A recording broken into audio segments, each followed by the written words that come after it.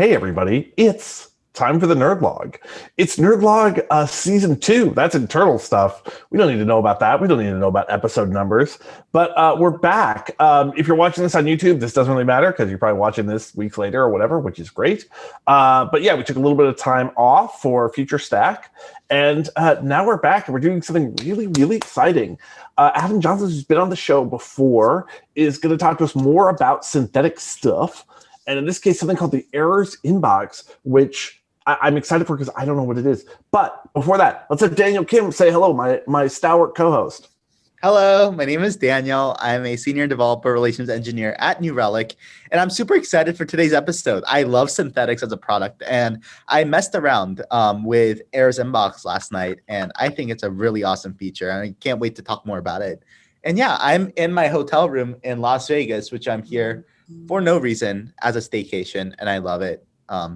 Working remotely is amazing. I love the backdrop. I got pics of you working from the pool, which I love.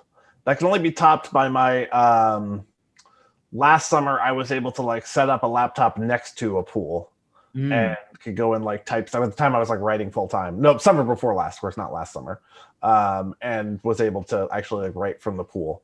But yeah, pretty nice. I'm broadcasting from my new house's basement, which I hate. I'm going to build my streaming studio in the next 2 weeks. But right now I have to work in a basement, which I'm like, that's fine. It's fine. At least I have new lights, which I love. So that part's good. Adam, say hi to the people. Tell them what you do for New Relic. Hey everyone, I'm run product for synthetics as well as the new Errors Inbox, which is actually not synthetic. So we'll talk about that in a minute. Oh, I hacked up. Can I get an F in chat for Nika's knowledge of the product map at New Relic? It's brand new, so and it kind of stemmed out of synthetics team a little bit, so it's understandable. And I'm zooming in from Portland. I have a fake backdrop because my house is a disaster because I have a new baby that I'm dealing with as well. So, that's real. You got air conditioning? That's my question. Yes. Fortunately, otherwise it would be, I don't know. I'd be in the car, I guess. Yeah, when I had our second kid, we got up to 2 air conditioners running full time in our house. So yeah. So I am that modern 1980s build quality in Portland. So it's actually really good compared to the 100-year-old homes here. Yeah. But then you were saying. Oh yeah, I just wanted to tell everyone that I have my air conditioning set to 60 degrees. So I am currently freezing my butt off because I really like being freezing. Because when I walk outside, it's going to feel amazing. It's going to be like a blanket. Yeah. It's 100 degrees outside. Yeah. No, every time I got to walk the dog, it's like, oh, this is a nice change. So we're here to talk about Errors Inbox. So let's take a look. Yeah. Hey, so Errors Inbox is a new product that we launched just last week at Future Stack. So the idea behind it is that we'll take the existing error data that you're already sending to New Relic. We're actually analyzing every error event and normalizing those messages and grouping error occurrences together into what we call error groups, and putting those all into an organized inbox or sets of inboxes. So you can very easily detect, triage, and then finally debug errors across lots of different services. If your team is managing several services, you can have it all in a singular inbox. We can talk about the variations of how you might set that up and what you can actually do in terms of triaging in a minute, but that's kind of the high level is detect, triage, debug errors. The great thing is that you don't have to send us any new types of data. If you're already instrumented with New Relic, it'll work out of the box. You just have to go there and I can walk through that. So yes. Adam, wait, sorry. No, you go, Dan. Okay. Sorry, we're still pretty new to co-hosting together. So with us. Behind the scenes, everyone, we hate each other. So that's definitely hate each other. We totally don't text each other random memes that I don't understand every day. That meme made sense. I'm going to show it on stream. So Adam, like, would you say that the errors inbox is a new way to visualize all of your errors? Like, so it's easier to kind of figure out what's going wrong. Because when I first got into New Relic and I looked at all the various errors that my app was producing, it was kind of overwhelming. Like, so is that kind of the reason why errors inbox was dreamt up? That's one of the main reasons is we have a lot of users who deal with lots of different services. If you're dealing with microservices, if you're dealing with Lambda, for example, you might have hundreds or thousands of Lambda functions. And unless you're building out like custom dashboards, out of the box, you're not able to see, I want to just see all the errors that are impacting my customers that are part of the services that my team is responsible for. So this gives you the ability to do that. The other part of it is the detection side, which I'll talk about and maybe give a little bit of a preview as to like some things coming very soon, which is we want you to be able to identify errors that aren't normally caught with the normal alerting mechanisms. Most users have like an alert set of alert rates set up for errors, or error rates alerts, I should say. So you might say, I want to get PagerDuty or alerted however you want once you pass a certain threshold of percentage of errors.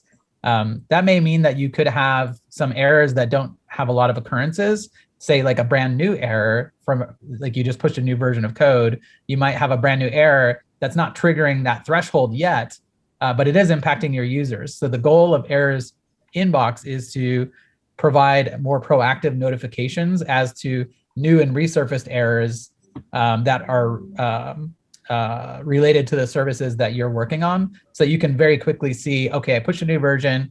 I saw there's a brand new error that just happened. Probably that's related to the new version, and I want to hop on that and fix it really quickly before users start noticing it. So this gives you yet another tool to be obsessed about errors and be more proactive with your habits around creating more perfect software, essentially. Yeah, so this thing I find a little fascinating. It's something that I think like errors reporting and errors filtering is often stuff that anyone from the most beginning of users can absolutely benefit from. Sorry, I didn't have my notifications off. Let me do that now. I've been gone for 2 weeks. What do you want?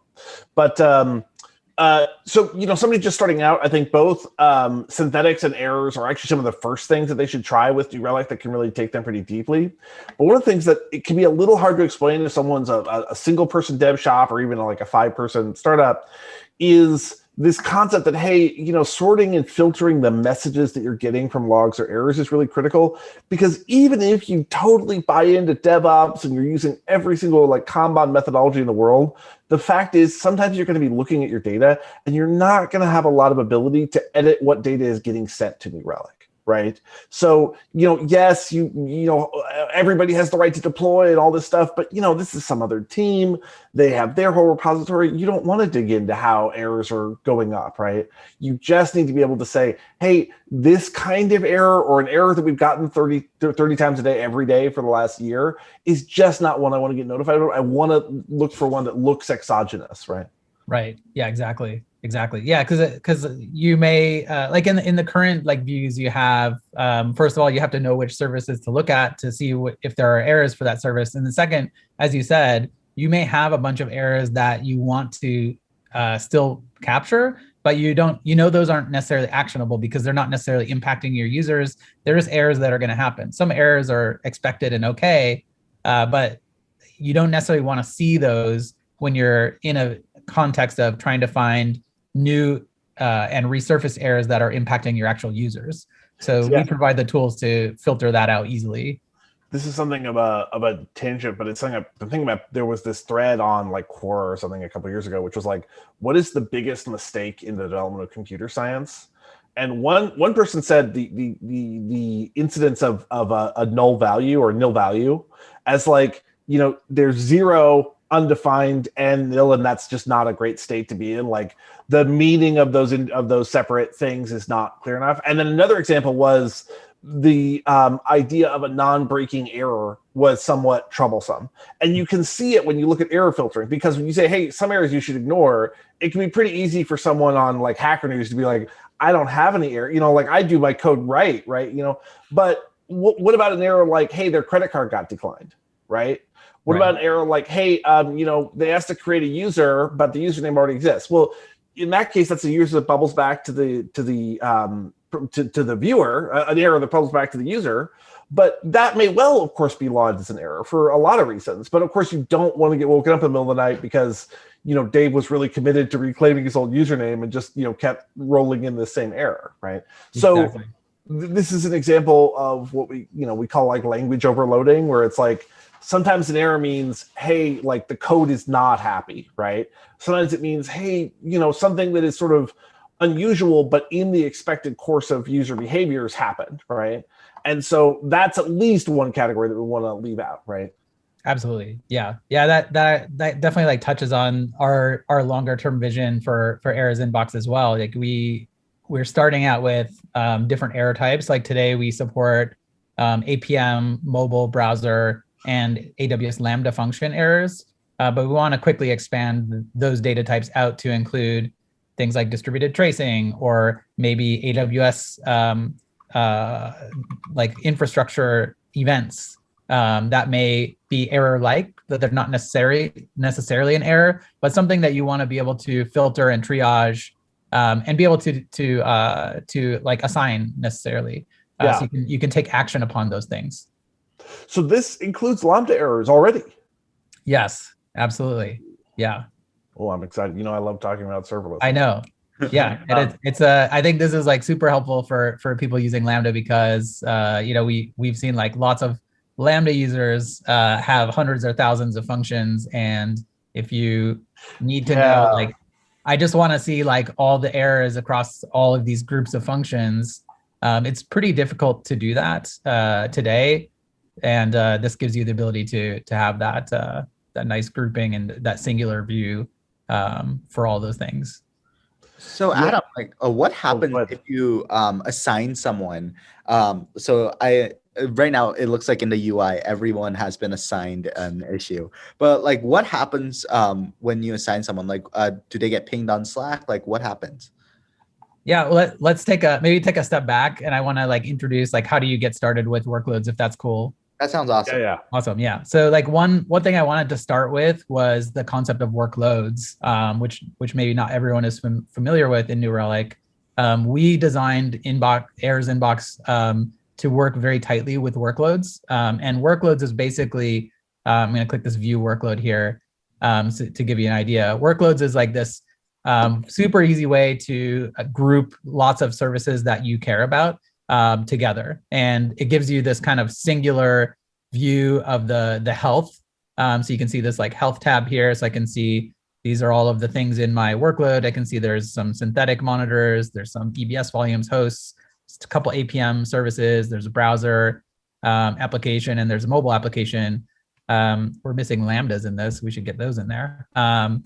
And then you can go to the activity tab, which shows you kind of the golden signals for all of those services. So this gives your team that kind of singular high-level bird's eye view of all of the services that they care about. And you might have like if you have a product that consists of like 10 different services, microservices, you might have a workload for staging and prod and dev, for example, so that you can switch between them and kind of compare.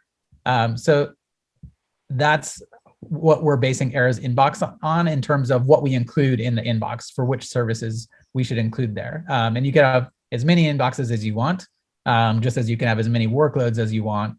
And essentially, to create a workload, you basically, I can go into workloads, kind of show how easy that is. There's a couple different ways to do it. Let me flail around here. So is workloads part of errors inbox, or has it been already existing for a while? It's been out for a little while, and it's pretty key for like Lambdas, for example, because it's just it's an automatic way to group up just entities, which is that New Relic generic idea for just something that emits data. Since you can do stuff like create a workload based on an AWS tag, and very often, once your team gets going with like AWS Lambda, you're going to have hundreds or thousands of Lambdas. So being able to say, hey, show me all the ones that are tagged this way and see their status quickly is really, really key. You really sort of can't do cloud engineering without something like workloads automatically grouping. Yeah, exactly. So this is like basically how you how you create a workload. You give it a name, and then you basically like either can go in and select the individual entities or services that you want to include, or you can do these queries, which will automatically pull them in. So like the really popular one is by tag. So you can say like anything that has like label stage dev, I want to include that. And it's going to include all of these 309 entities at this point. You can continue to add more to narrow it in. So if I wanted to, I see there's some named Aiden. So if I wanted to do that, I could add in a search for that. So everything that includes those two things, that's 9 entities. Then you can just basically add this query. And then anything that matches that query is going to be automatically pulled into the workload dynamically.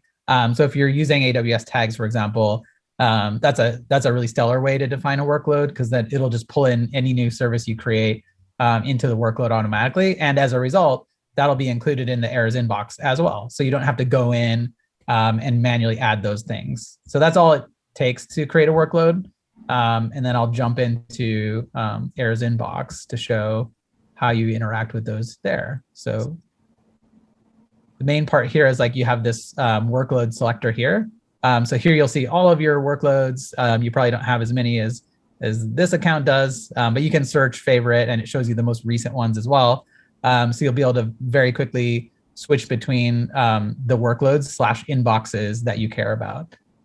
So that gives you a very quick way to kind of jump between, all right, I want to switch between staging and prod and see the difference there, for example. Awesome. So what happens? So I noticed that like in your filters, it says error group metadata state equals unresolved. Like what is that? And like what happens if you just don't have that? Yeah. So I'm going to step back one more time again and explain a little bit about specific, Daniel. You're getting too specific too fast. Jumping ahead, but it's great. I got too excited. Okay, I love this kind of stuff. Yeah. I too also like. I have questions about anything that's towards the top half of the screen. Like, what's that do? Yeah. So I'm looking for a good example here. So basically error groups are essentially like the groupings of error occurrences that we've analyzed. So we built a service that basically looks through all of the error events flowing in to New Relic for each of your entities. And we are actually normalizing those messages as well. So we normalize the error class and message and some other parts of that error message to remove things like usernames, UUIDs, URLs, etc., from that grouping mechanism. That basically will make it so that if this error, for example, based on like some coupon code, had an actual coupon code in the error message, we're not going to show you, 1,000 different errors with different coupon codes. We'll group those all together, and we'll normalize that. So that's one aspect of what we've built here. And then so each of these is basically that grouping of events. So this top one has over 20,000 occurrences in the last 24 hours for this error group. And for each error group, we generate long-term metrics as well. So you'll see this spark line here, which shows you the occurrences. And that's stored long-term. So we can go back, like 6 weeks or beyond, and see the metrics for those things over that period of time. And we're able to load that really quickly because we're using metrics to store that for every single error group. That also allows us to do some interesting things, which I'll get into, like store other metadata about error groups long-term, so that if you end up with an error that's resolved and then later resurfaces, you'll still have that historical context of that error from, say, 6 months ago. You'll be able to know that error occurred like 6 months ago and it was solved, and here's the metadata around it that helps us figure out how it was solved 6 months ago and who is involved. Whoa. And we can get into that. Game changer. So that kind of leads into your question of the resolved thing here. So basically, on every error group, we let you resolve, ignore, or unresolve an error group. So that basically, they should be pretty self-explanatory. I mean, yeah, Daniel, I don't know how much experience you've had with this, but kind of a classic thing in that situation is, like when you're looking at an error within, your team's dashboard, is just the question of like, hey, is anyone doing anything about this, right? And it's not great. Like, let's say you just stand up like a Prometheus Grafana dashboard. Like, something you really get is you get to have a big team. So you get a lot of people popping into the, alerts or incident channel to be like, hey, are we aware that RAM is dangerously low on this, this service? Like, yes, for the 50th time. And I don't want to go and read, the Slack history for 2 weeks to find out if we're looking into this already. So it's really, really nice to have a story that you can just see there that says, hey, this is resolved. Maybe even I probably can see who resolved it. Yeah, absolutely. Yeah. So yeah, that's just really, really nice to have. And it's very much like a team communication thing. Right. Yeah, Adam, I had a quick question. So you mentioned a couple of minutes ago that people could go in and look at like other previous times that the same error has been resolved. Where do you see that in the UI? I was wondering. I didn't want to ask because maybe you don't have one like set up to see, but I would love to see that. So I'll quickly point out you can do this like these triage actions from here, as well as assigning. You can assign it to anybody that is in the account that has access to this. One thing to mention is that similar to workloads, this is all cross account as well. So if you're a large org that has lots of services across lots of accounts, you can include all of those in a singular inbox, which is pretty nice. So when I jump in to this error, I'll see right away that you'll see the stack trace. You'll see the attributes for that. You'll see the occurrences over time. And this is basically the available stack traces that we have based on the retention you might have. So you'll see there's 20,000 occurrences. We may not have 20,000 actual event data in our storage anymore because they might have aged out. But we're still storing that metric long term, so you can see what that trend was. And you're still able to see like, here's the most recent one. And if I go to activity, you'll see basically the audit trail for this error group. So you can see this one is in a demo account. So it's been pretty busy. There's a lot of assigning and whatnot going on in here. Well, I mean, I guess it's happened 25,000 times. It's probably happened on a team too. It's right, like, hey, I'm going to label this as critical. Hey, I'm going to remove that label because it's fine, or so on and so forth. That's right. I call it hot potatoing. It's like, that one bug that no one wants to take on. Yes. So it's like you pass it on. Yeah. And then an interesting thing. So like all of this may be familiar to some developers. Developers may be using a point solution tool like a Sentry or Raygun or Bugsnag or Rollbar Raygun. Like there's a number of these tools out there that specialize in this. And a lot of those tools we looked at, one of the issues is that they are built in such a way that like teams are triaging and resolving issues in a silo. They only see what they see, and they don't see what other people in other teams can see or can't see.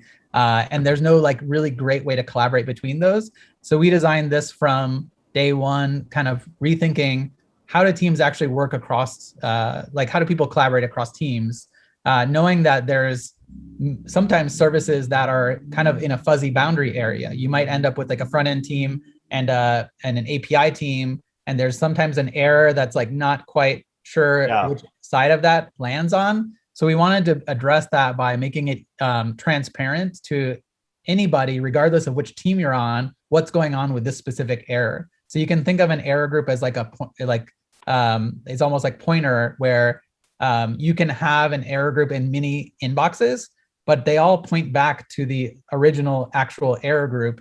And the data on that, the comments, the activity, the status is shared across groups. That allows you to kind of see, all right, is there another team actually working on this exact error? You can know that by going in here and seeing, is somebody assigned to that? Is there activity on this, or are there comments? And if not, you can start commenting and know that other teams will see that as well.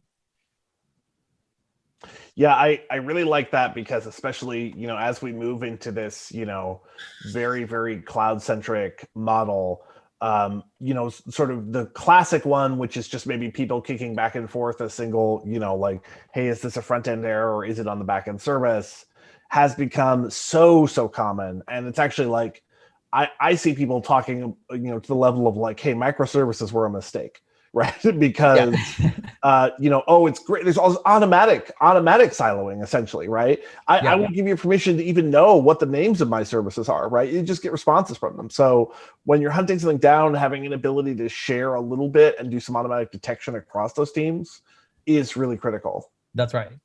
Something that I don't want to put you on the spot, but this is something I was thinking about when I was like doing this. A lot of teams, especially larger teams, use like a solution like PagerDuty to page their engineers if things go wrong. Is there any integrations that Errors Inbox has with those tools? So when you assign someone, it gets like it's integrated with like this runbooks and the things companies have already in place when things happen?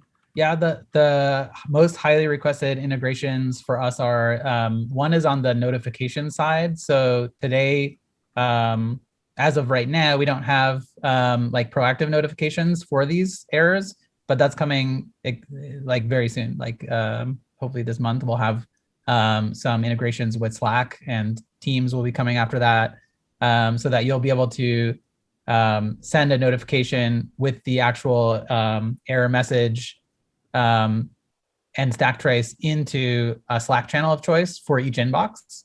That way you'll be able to have like a whole stream of errors and be able to collaborate in there if you wanted to. So if you didn't want to comment in here, you could absolutely have a threaded conversation within Slack or Teams to do that. So that's one set of integration that's coming very soon. The other is Jira and similar ticketing systems like that are similar to Jira.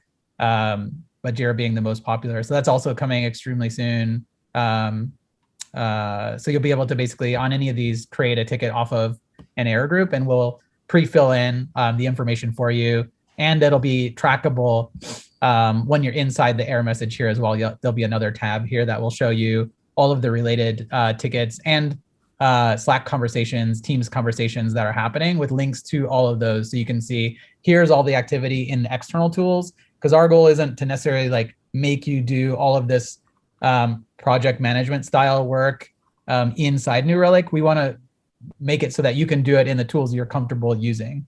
That work with your existing workflows. You're gonna come back to the nerd log in a couple of weeks to show off cool features, right? Is that absolutely? Yeah. Awesome. We love to have you. That's awesome. Yeah. So like when I assign a user, for example, since we don't have notifications, nothing happens in terms of notifications yet. But you do have filters, so you can basically filter and say, I want to just see all the errors assigned to me, and that kind of personalize the inbox to you very quickly. Or if you wanted to add other people, you're flexible to do that too. You can do an or ands and things like that.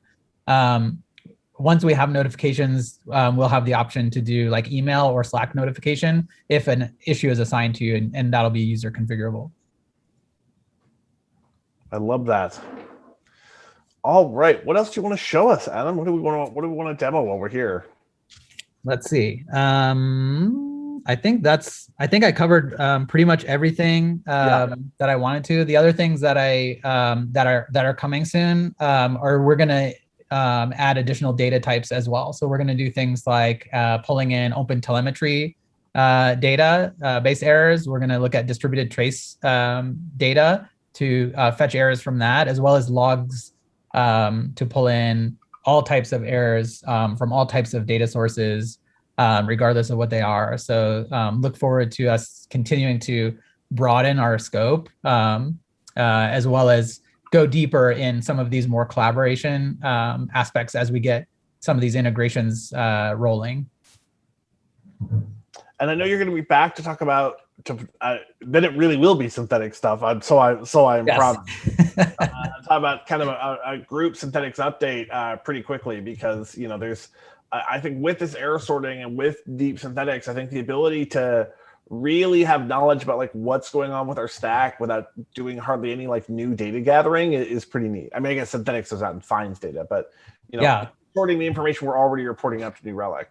I think like the theme across like synthetics and errors inbox is really like proactive. The whole idea is that it's yet another tool. You still want to be able to you still want to have those very thorough safety nets for alerting. That's critical. But on top of that, it's great to have additional safety nets that can catch things that those things aren't going to catch. Synthetics is one of those things that does a fantastic job of it. And Errors Inbox is yet another tool that can help you find errors that you just weren't aware of before that are actually affecting your customers. And we've had just in the last week a number of customers reach out to us saying that they've used it and found errors that they had no idea were happening, and they were able to fix those, and as a result, their users have a better experience. So it's great to provide tools that can do that. And this is a little preview of something we can talk about next time with Synthetics. Is already out. We've just kind of quietly snuck it out there. We have some new monitor types that do things like checking for SSL certificate expiration, as well as page link crawler looking for broken links. So if you're interested, you can actually start using those things today. And we have additional very interesting stuff to talk about as a follow-up to the step monitor coming for the next time as well. So a lot of cool stuff happening. I'm excited about that. Now we are going to go to our little BRB screen in just a sec, and come on back with a whole new segment, which I won't talk about we're going to go into one, because of course you're probably just watching one of the segments on YouTube.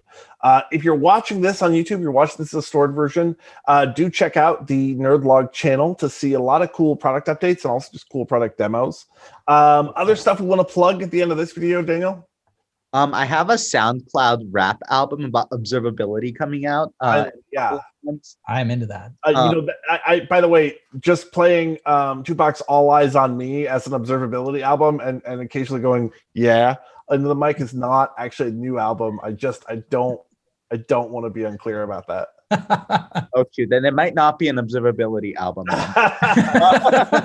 It's something else. Be on the lookout for that. Nika will be doing a cameo that I have not told her about yet.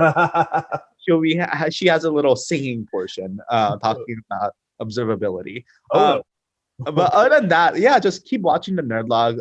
Me and Nika are really cool. I'm not gonna lie, so you should definitely watch this. Our coolness. Keep checking it out. I can't wait. All right, so we'll go to our BRB screen. Thank you, producer Mia.